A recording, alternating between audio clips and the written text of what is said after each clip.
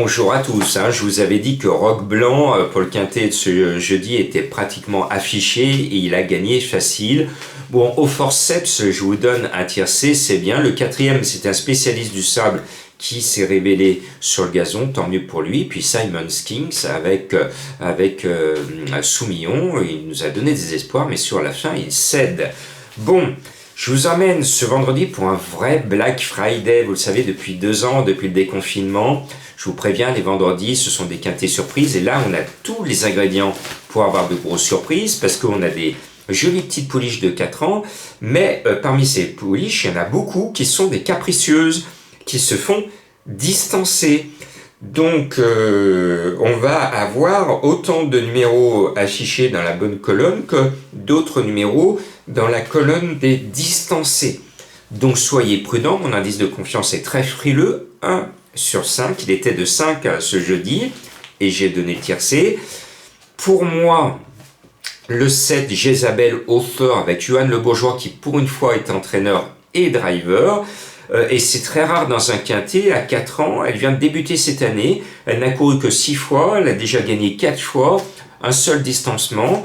Pour moi, elle est en retard de gain, et il semblerait qu'elle vaille mieux que le lot qui lui est proposé aujourd'hui, et elle peut courir et gagner en pouliche déclassée. Après, c'est la bouteille à la mer, vous pouvez mettre tout ce que vous voulez. Et moi, de mon côté, j'ai mis le 6, Jalapa du Buisson, parce que c'est Eric Raffin. Sa musique était belle. 2, 3, 1, 3, 1, et puis ensuite il y a 2 couacs, distancés, deuxième et distancé.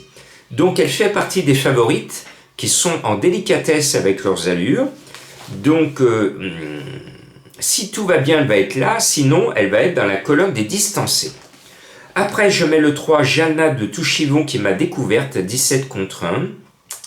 Je l'aime bien, alors il ne faut pas faire son papier parce que son papier est mauvais. Je la sens bien et elle porte des couleurs présidentielles, celle de Jean-Pierre Barjon qui est chez lui à Vincennes. Donc ça serait normal que son cheval lui fasse plaisir devant les tribunes au moment de l'arrivée, ce numéro 3. Après, le 14, alors me permet de saluer mes amis suisses qui me suivent. Et oui, j'ai des turfistes qui me suivent dans le monde entier, dont certains sont en Suisse, et des Suissesses qui me suivent. Coucou aux Suissesses. Le 14, Joconde de Colmine. Elle ne peut pas être mieux qu'en ce moment. Elle vient de gagner 2 fois dans son pays à la rigolade, mais face à des chèvres. Il y a des vaches qui sont aux couleurs d'un célèbre chocolat en Suisse, mais il y a aussi des chèvres qui courent sur leurs hippodromes. Bon, je vais pas me faire des amis en Suisse en disant ça, mais j'aime bien les courses en Suisse, notamment les courses sur le lac gelé de Saint-Moritz. Ça, c'est un rêve de gamin. Je n'ai jamais de toute ma vie eu l'occasion d'aller à Saint-Moritz. Alors s'il y a des dirigeants de Saint-Moritz qui m'écoutent, eh bien invitez-moi l'hiver prochain, je serai heureux de découvrir vos courses sur le lac gelé, parce que c'est l'un de mes grands rêves de passionné de chevaux. La balle est dans votre camp, et je vous dis peut-être à cet hiver à Saint-Moritz. Donc le 14, Joconde de Colmine vient disputer un peu son prix d'Amérique, c'est un quintet, toute la Suisse, tout le pays va être derrière elle. Après, je ne veux pas faire le rabat-joie, mais c'est vrai que dans le passé, j'ai une mémoire d'éléphant. À chaque fois qu'il y a eu un Suisse dans un quintet, ils ont une réussite assez faible.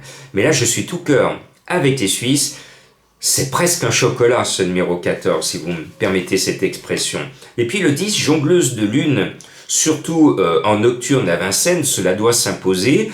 Je la mets un peu bas, parce que c'est l'une des bonnes de la course, mais pour elle, c'est une petite rentrée, elle n'est pas à 100%. Donc attention, danger. Elle est du même niveau que le 7, ma favorite, mais pas tout à fait à 100%, alors que le 7 est à 100%. Voilà la raison pourquoi Franck Nivard, que j'aime bien, que je mets régulièrement dans mon prono, n'est que 5e. Après, j'adore, je fais parler toujours un petit peu mon affection, j'adore la famille David depuis tout petit. C'est une grande famille du trot, bon, qui n'ont pas une armada contrairement à d'autres, mais ils bossent toute l'année avec beaucoup de courage, beaucoup de talent, beaucoup de ténacité, et je pense et ils méritent que leur 9 Joyce Dream réalise leur petit rêve de faire l'arrivée de nombreuses courses et notamment de ce quintet. Et puis il y en a une qui ronronne également, petit entraînement que l'on voit peu, la famille Martin. Ben là aussi j'aime les contes de fées et ce 13 Jexcel Luigi, j'espère qu'elle va exceller dans ce quintet.